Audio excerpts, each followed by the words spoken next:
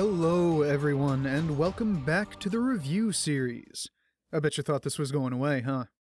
Well, despite my terminal tardiness and rampant distraction and procrastination, I have returned. Continuing on with my spotty and slipshod read-through of the Appendix N novels, today I'm bringing you the second collection of Fafhrd and the Grey Mouser stories, Swords Against Death. But before we get into that, I do have a couple of corrections to make from my last review in this series. 1. The first volume, Swords and Deviltry, was in fact not a linear novel. It was a collection of short stories ranging over quite some span of years of Leiber's career. I merely thought it was a linear novel because, in listening to the audiobook, I couldn't tell that the stories were actually short stories rather than chapters, and I wrote that post up without doing adequate research. Apologies all around for that. 2. The Audible list of the Fafhrd and the Grey Mouser stories I linked to is not only the collected works in the Swords series of anthologies, but also the individual stories themselves sold as standalones. So save yourself some money and just buy the ones that are more than 2 hours each, and you'll get all the stories nicely curated for you. I think that's all the hard corrections I need to make, so soft corrections will be interspersed throughout the review. And with that out of the way, on with the show. Given that the narrator of the first book, Jonathan Davis, is either a very lucky man or has a very good agent, he recorded all of the Fafhrd and the Grey Mouser audiobooks, and given the two I've listened to since my original post, I can safely say that everything I said there still stands. You won't be getting a slipshod narration or uneven editing or sound design. If you're just hopping on this particular car of the Appendix N train going around the internet, you can find my evaluation of his work here in the original post. The short version is, it's quality, go buy it if for nothing other than the narration itself. Now on to the text. This series of stories was far more what I was, well, not exactly expecting. Expecting after finding out Swords and Deviltry was an anthology and not a novel, put it like that. Whereas in Swords and Deviltry you had a very linear storyline with sequential stories picking up more or less where the last left off, with this, you get far more of a picture of just how many adventures Fafhrd and the Mouser had, many of them without us knowing anything about them, at least at this point in the series. These are just the ones we're lucky enough to read. I suppose they're the most important ones, but who can fathom the mind of the author?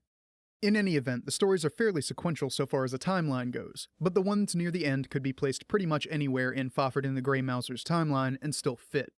Leiber really did outdo himself with these stories. This has to be the most classic D&D thing I've ever read. It reads like a series of encounter modules, at least on one level, and the action doesn't slow down for anything, so you'd better hang on tight.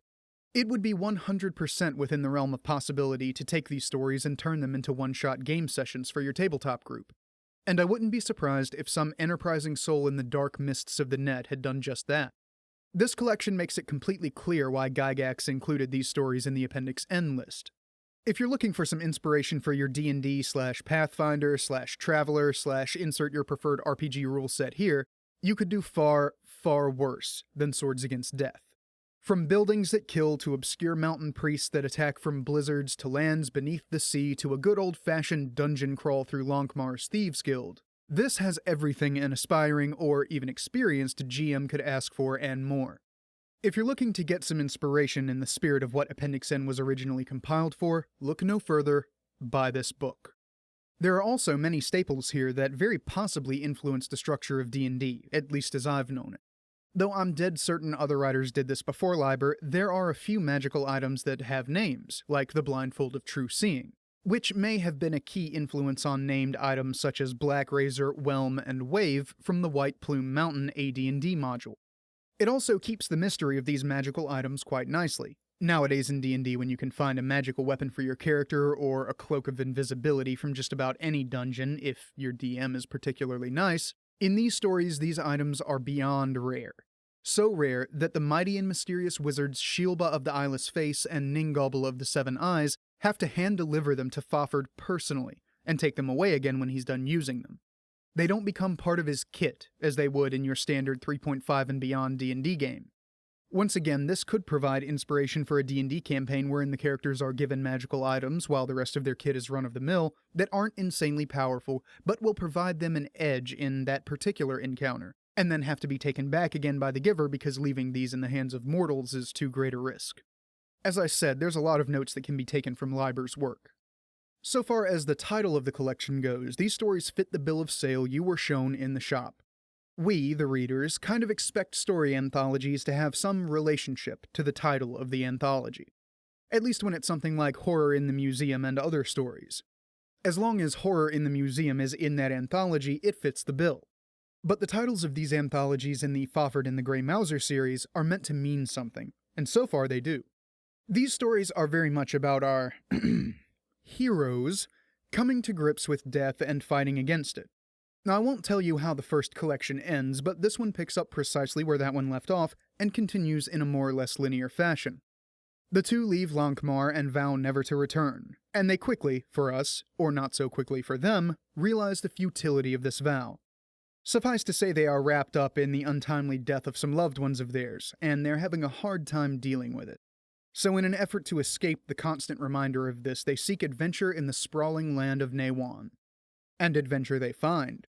The first story also introduces Shilba of the Eyeless Face and Ningobble of the Seven Eyes, two wizards who take our dynamic duo under their wings. Sometimes this works out for the better, as in Bazaar of the Bizarre. Sometimes this works out to everybody's detriment, as in The Price of Pain Ease. But this anthology takes us across Naywan to many remote locations, including the Naywanian version of Atlantis, where Fafhrd is kidnapped and forced to become a raider of the sunken land.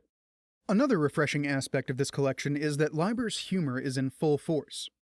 Despite the heavy nature of the subject matter and of the inner conflict our miscreants face, Leiber manages to insert jokes to lighten the mood, for laughter really is the best medicine. Yes, Fafhrd does get lost in the Thieves' Guild and wind up seeing some things that make him pee himself just a little, but there are also plenty of opportunities for Mouser to be a complete and total goober as well. The best is the final story, Bazaar of the Bizarre, where despite the clear and present threat to not only our lovable criminal scum, but existence itself, Mouser still manages to get drunk and make fun of Fafhrd while the barbarian is risking his own skin to save his friend. Leiber's wit cuts like a knife, and all the better that his targets are his ostensible heroes. This, I think, is one of the most endearing things about Fafhrd and the Grey Mouser as characters. They're so very, very human. They fuck up. They do stupid shit. A lot. They get crazy ideas in their heads and have to see them through to the end. And as someone who's driven more than an hour for beer on a Sunday before, I enjoy these types of foibles quite a bit. Because despite all that, despite the carousing they engage in, despite all the womanizing they do, despite the fact that they're not the brightest cookies in the tool shed, they are still good people deep down. They don't hurt people for no reason. They don't kill people out of hand for pissing them off. And they stole a house that one time. No, really, they actually stole a whole entire house. But there is absolutely that core of heroism to Fafhrd and the Grey Mouser that would make even the likes of perpetual do-gooder and stick-in-the-mud Drizzt Do'Urden proud to call them comrades in arms. And then report them to the local authorities when they held up the pub for all their best wine. Verdict, go buy it. This continues to be some of, if not the best, fantasy I've ever read in my long journey through that genre. You won't regret this purchase.